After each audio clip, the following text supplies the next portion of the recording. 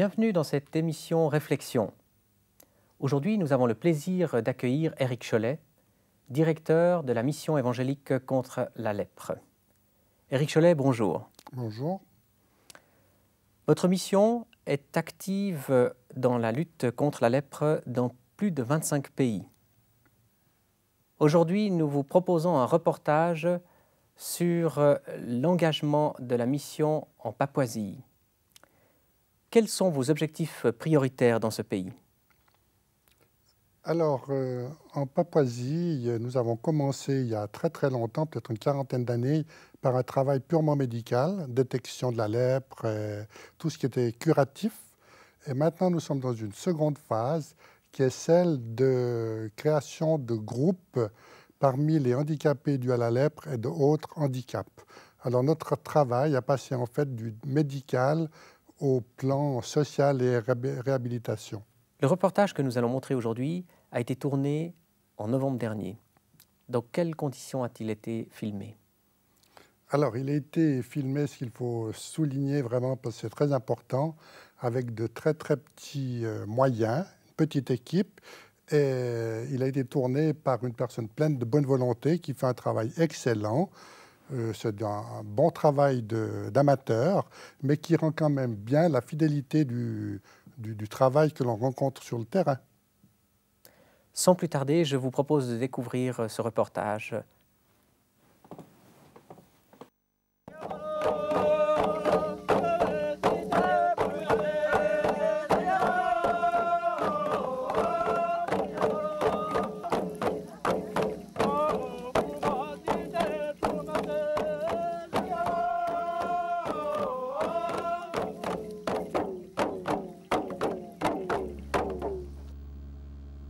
« 20 heures d'avion séparent l'Europe de la Papouasie-Nouvelle-Guinée. C'est un pays insulaire de 462 800 km². Un peu moins grand que la France, il est situé en Océanie, à l'est de l'Indonésie et au nord de l'Australie. La Papouasie occupe la moitié est de l'île de la Nouvelle-Guinée. La moitié ouest, l'Irian Jaya, appartient à l'Indonésie. Longtemps sous contrôle de l'Australie, la Papouasie-Nouvelle-Guinée devint indépendante en 1975. Elle reste jusqu'à aujourd'hui membre du Commonwealth, tout comme les îles environnantes. La Papouasie est divisée en 20 provinces administratives. La capitale est Port Moresby.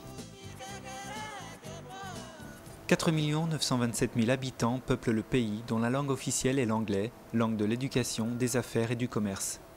Plus de 800 langues, dont 78% appartiennent aux langues papoues, sont parlées par les différentes ethnies. Mais généralement, la population a recours à une langue véhiculaire, le pidgin, dialecte très anglicisé et largement parlé.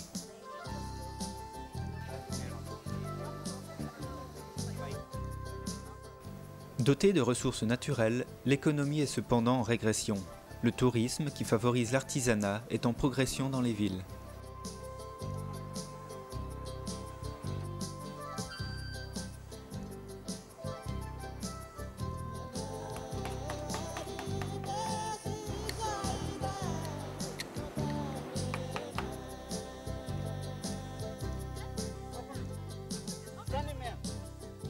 C'est cependant l'agriculture qui permet à 85% de la population de survivre. Défricher la forêt tropicale dans ce climat pluvieux et chaud est le combat incessant des paysans. Peu de cheptels, si ce n'est des cochons semi-apprivoisés. Les routes, souvent inondées, et les gués attendent d'improbables réfections et rendent inaccessibles certaines provinces. Pratiquement pas de carriole à bras ou tractée par un animal de trait ne circule. Depuis des temps immémoriaux, les fleuves et rivières servent à la navigation.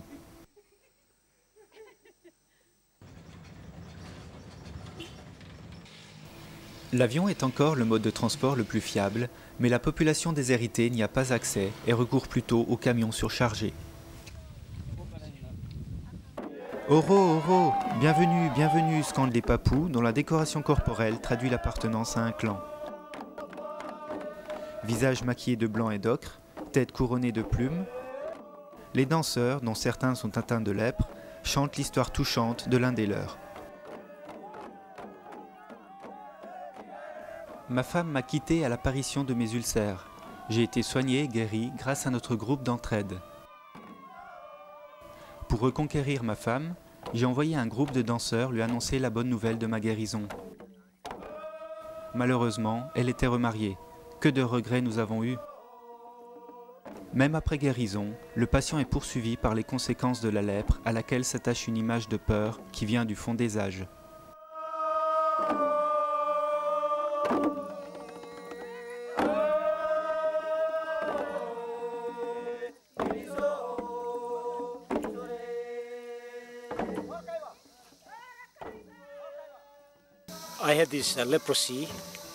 J'ai eu la lèpre. En 1991, on a dû m'amputer d'une jambe. Après 5 à 6 années difficiles, on m'a fabriqué un membre artificiel. Maintenant, je peux marcher. J'ai finalement réalisé que j'avais eu de la chance et je suis heureux d'avoir cette prothèse et de pouvoir marcher. John est président de l'association Oro. Oro signifie bienvenue, mais c'est aussi le nom de la province dans laquelle il vit. John est remarquable dans son implication au sein de la communauté des handicapés. Le travail de la mission contre la lèpre a commencé dans les années 1960 à Tari, dans la province des Southern Highlands. Quelques années plus tard, la mission s'implique dans la province de Madang en mettant en place le contrôle de la lèpre en collaboration avec le gouvernement et le ministère de la Santé. Johnston Riven est actuellement responsable du travail de la mission en Papouasie-Nouvelle-Guinée. Dans son bureau de Madang, il coordonne les initiatives locales dans tout le pays.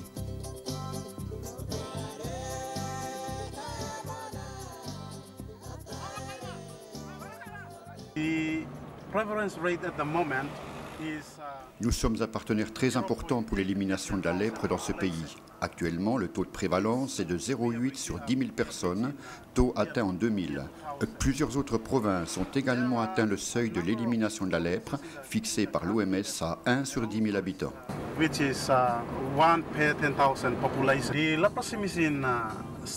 Le personnel de la mission est également impliqué dans le diagnostic des cas de lèpre. C'est habituellement lors des visites dans la périphérie que cela se fait.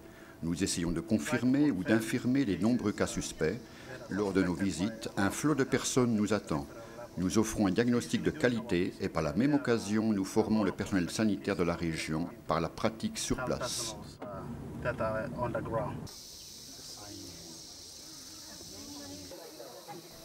La mission contre la lèpre a aussi mis sur pied un projet de contrôle des invalidités avec comme objectif l'établissement de données nationales. À ce jour, 633 personnes souffrant d'invalidité ont été enregistrées. Le défi pour les responsables est de proposer des solutions à des personnes marginalisées dans un pays où les conditions de vie sont rudes, malgré les apparences souriantes.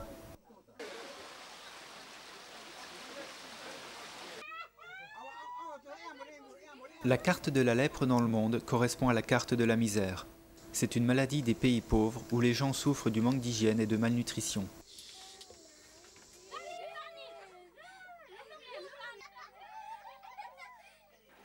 Même si à Port Moresby, les passants portent des t-shirts japonais et parlent anglais, dans la brousse plus isolée, on emploie toujours les nombreuses langues tribales. Le défi est d'informer les analphabètes sur la lèpre par des affiches.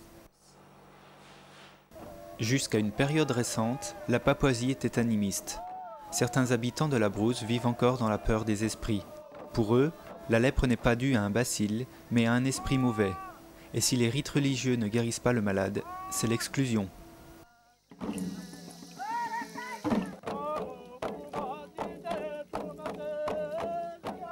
Les Papous qui luttent contre la lèpre ont renoncé à se soumettre à la fatalité des esprits mauvais pour affronter cette maladie. Actuellement, la Papouasie-Nouvelle-Guinée compte de nombreux chrétiens engagés dans ce combat.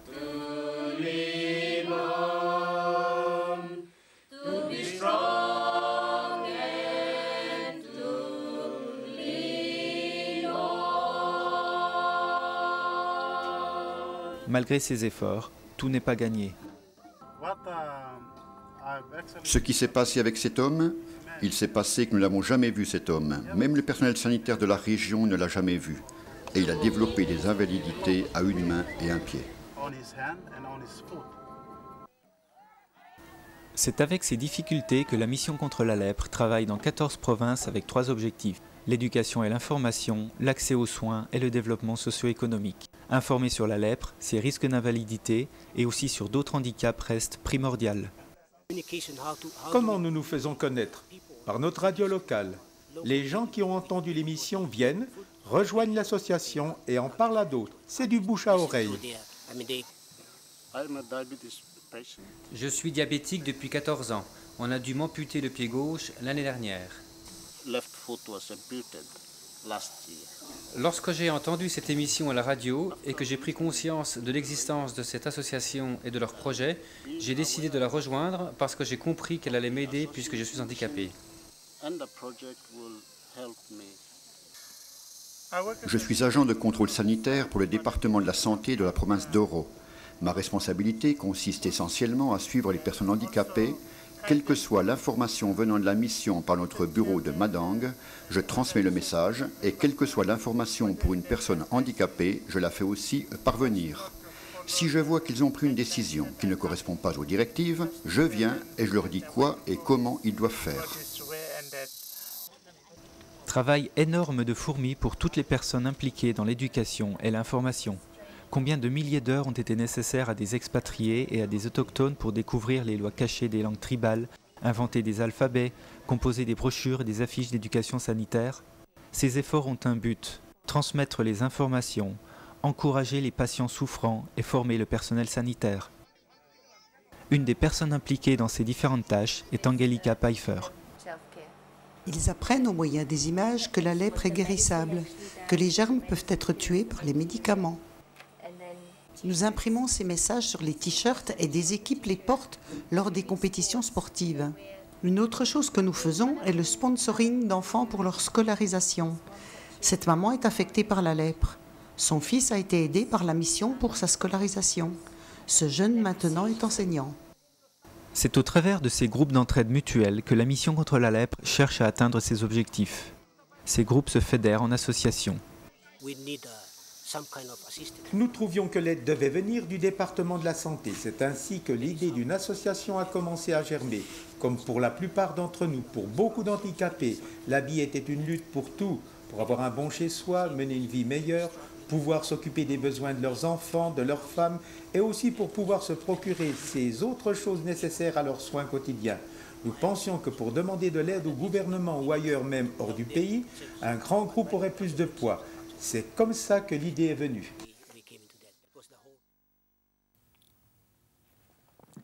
Éric Chollet, le travail sur le terrain est impressionnant. Comment tout ça s'est-il développé en Papouasie? Alors, ça s'est développé en grande partie dû à l'impulsion d'une membre de notre personnel en Asie du Sud-Est qui a convaincu le gouvernement de la Papouasie qu'il y avait quelque chose à faire pour les gens souffrant d'handicap, handicap de la lèpre ou pour d'autres raisons. Le gouvernement, tout d'abord, ne voyait pas ça comme prioritaire, mais ils se sont laissés quand même convaincre de faire quelque chose conjointement avec la mission contre la lèpre. Et des groupes ont été formés et actuellement, donc, il y a plus de 82 groupes sur le terrain et j'en ai visité 14 d'entre eux. Et je dois dire que j'ai vraiment été touché par le travail qu'il se fait. Qu'est-ce qui vous a le plus marqué dans ces groupes, dans la façon dont ils fonctionnaient? Ce qui m'a le plus marqué, c'est de voir toute la synergie de ces groupes avec des très petits moyens. Tout ce qu'on pouvait faire sans forcément injecter un paquet d'argent de l'Occident, mais simplement en proposant à ces gens de se réunir, de sortir de l'ombre et en les encourageant eux-mêmes à trouver des solutions à leurs propres problèmes. Ce n'est pas nous qui arrivons avec des idées toutes faites, mais nous les encourageons à parler, à s'exprimer et à essayer de trouver des solutions basiques pour leur subsistance, pour leur santé, pour la scolarité de leurs enfants. Et petit à petit, ces programmes prennent de l'ampleur ou des initiatives voient le jour et se développent en fonction de leur capacité de gérer tout ça. Je vous propose de découvrir un peu le fonctionnement, la dynamique de ces groupes en voyant un deuxième volet de ce reportage. 84 groupes se sont pris en charge en s'entraidant et en prenant des initiatives locales. Combien de projets nés dans la tête d'occidentaux ont échoué faute d'avoir pris en compte la culture du pays? En Papouasie, on n'est jamais seul. La famille est omniprésente. La société, l'expérience, les coutumes des ancêtres pèsent sur les individus. Tout est communautaire. Mais quand on est exclu, comme un patient atteint de lèpre, la famille disparaît. C'est pourquoi le groupe de prise en charge devient indispensable. Les conseils de la communauté, formés de membres atteints d'invalidité due à la lèpre ou à d'autres affections, ont valeur d'exemple.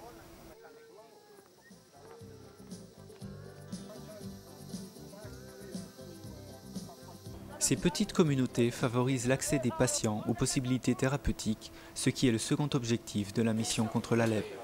Prendre soin de ses pieds et de ses mains devenus insensibles et vulnérables à cause de la maladie s'apprend au sein du groupe. Se réconforter, s'encourager, se conseiller les uns les autres se vit au quotidien. Et toujours, nous dispensons plusieurs formations centrées sur les soins à soi-même et en faisant la promotion au niveau provincial. De cette manière, aussi bien le personnel sanitaire que les personnes handicapées savent comment prévenir les invalidités et soigner les blessures dans le cadre des groupes. Quitter son village, sa famille, pour aller vers l'inconnu des dispensaires, des hôpitaux, la nouveauté de la chirurgie reconstructrice ou même de chaussures adaptées aux invalidités ne va pas de soi. Courage et volonté de s'en sortir sont puisés dans les relations de confiance établies au fil des mois lors des rencontres communautaires.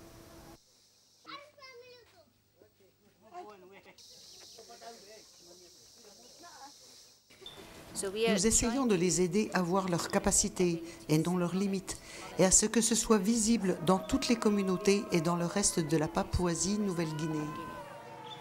Les personnes souffrant d'invalidité ont besoin de plus que des soins adéquats pour une bonne intégration dans la vie sociale et économique du pays. C'est le troisième objectif de la mission contre la lèpre. Nous n'avons pas encore tout étudié, mais notre objectif, notre but est d'aider nos membres à disposer de meilleurs logements et vêtements et aider les parents à payer les frais de scolarisation de leurs enfants. Ou bien on achète une citerne parce qu'on ne peut pas aller chercher l'eau, trop éloignée. Cette citerne permettra de capter l'eau de pluie.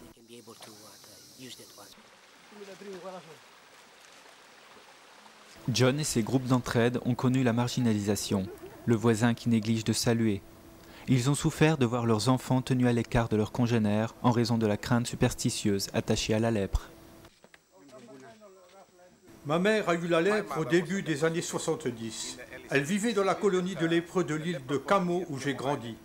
Alors, comme j'ai vécu parmi les personnes affectées par la lèpre, je connais leurs traumatismes et leurs problèmes.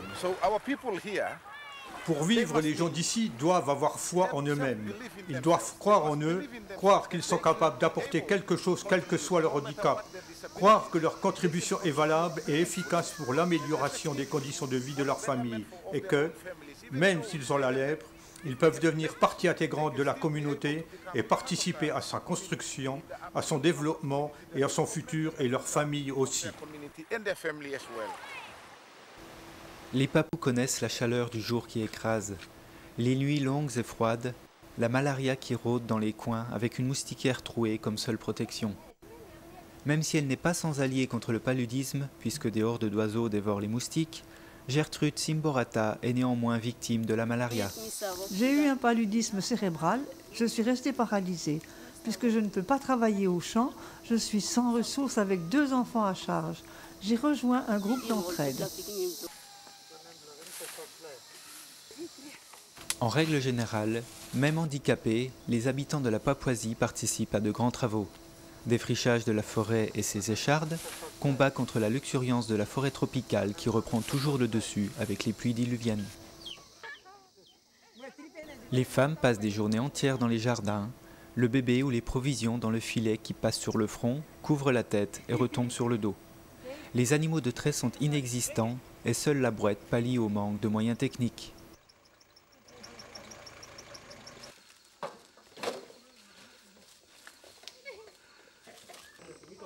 John et sa famille cultivent entre autres la vanille qui leur assure des revenus. Les porcs en liberté ne sont pas seulement source de protéines. Si on tue ces sangliers noirs pour un festin occasionnel, après lequel on se serra la ceinture en mangeant des feuilles, c'est pour honorer l'hôte et avoir le courage de recommencer la vie quotidienne.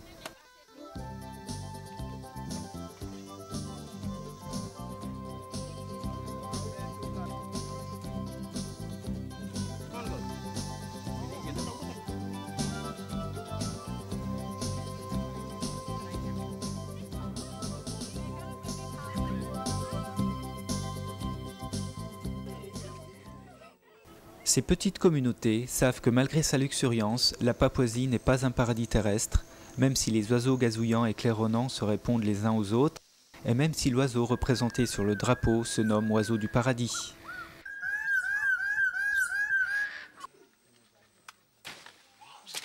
Fruits et légumes récompensent les efforts des paysans à qui l'on offre des débouchés par l'intermédiaire de Louis Chisofa, conseiller pour le commerce.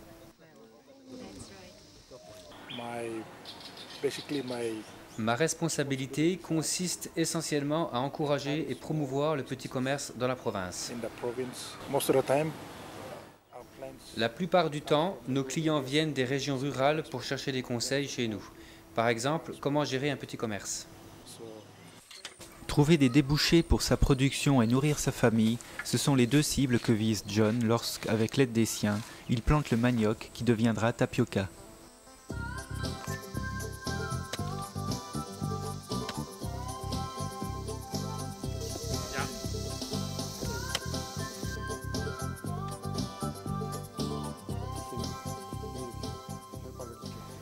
Mes deux jambes sont paralysées. Le gouvernement m'a alloué une palmeraie. Les revenus sont partagés en deux, une partie pour le gouvernement et l'autre pour moi. Toute la famille de Gibson tire ses ressources de cette palmeraie. Muni d'une longue perche, le jeune fils abat les feuilles gigantesques qui servent à couvrir les huttes. Les écorces en lanière sont utilisées pour fabriquer des clôtures ou des nattes.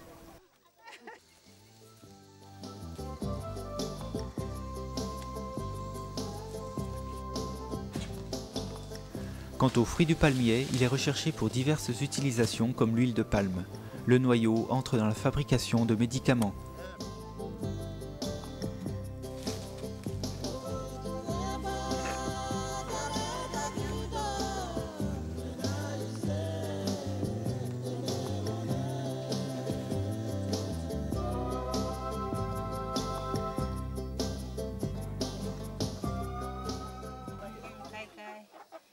Maintenant que nous nous sommes pris en charge, on nous aidera. Cet élevage a commencé seulement l'an dernier.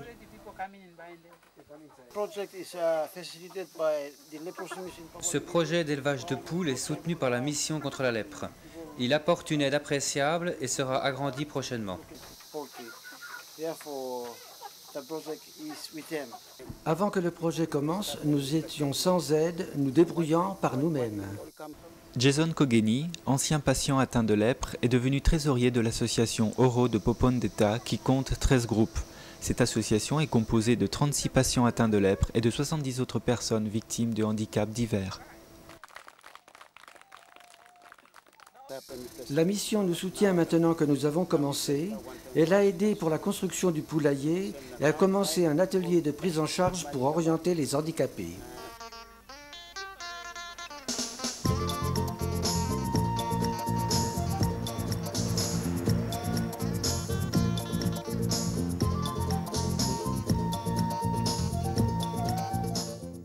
À travers tout le pays, les associations travaillent dans le concret, comme dans la région de Lealea où les ressources locales proviennent de la mer.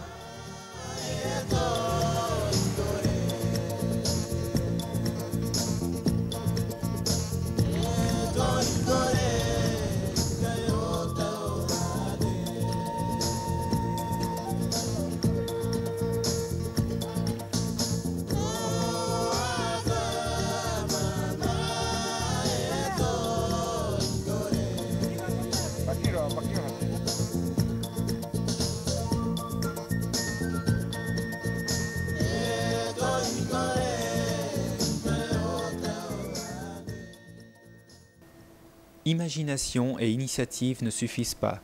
Il faut aussi la persévérance de mener à bien ce qui aurait pu rester à l'état de réunion et de rapport. Les membres de ces associations ont réalisé que les hommes ont besoin les uns des autres et la mission contre la lèpre est partie prenante dans leur démarche. À l'enfermement de l'exclusion, les groupes d'entraide mutuelle ont répondu par un discours d'exception dans ce monde individualiste qui ne vit que pour soi. Vous n'êtes pas oubliés, vous êtes respectés, vous faites partie de la société. C'est ce qu'expérimente le petit Oda de Léa Léa qui reçoit des soins pour la première fois de sa vie après une invalidité négligée depuis sa naissance.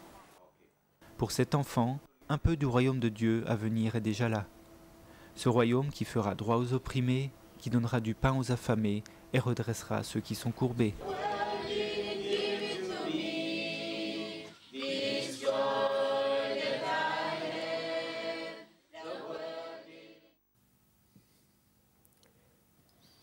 Éric Chollet, ces groupes de solidarité tels que nous les avons découverts en Papouasie, est-ce que c'est une spécificité locale ou est-ce que dans d'autres pays où la mission évangélique contre la lèpre est active, on les retrouve?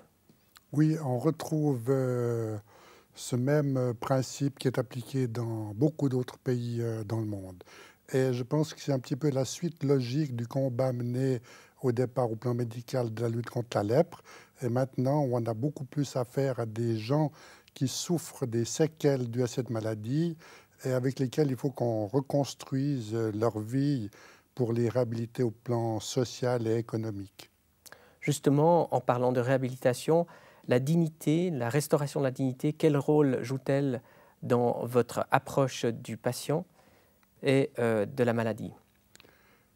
Alors c'est essentiel, effectivement, parce que le message que l'on cherche absolument à véhiculer, c'est que chacun a sa place dans la société et peut apporter sa contribution, quel que soit son problème ou l'handicap dont il souffre.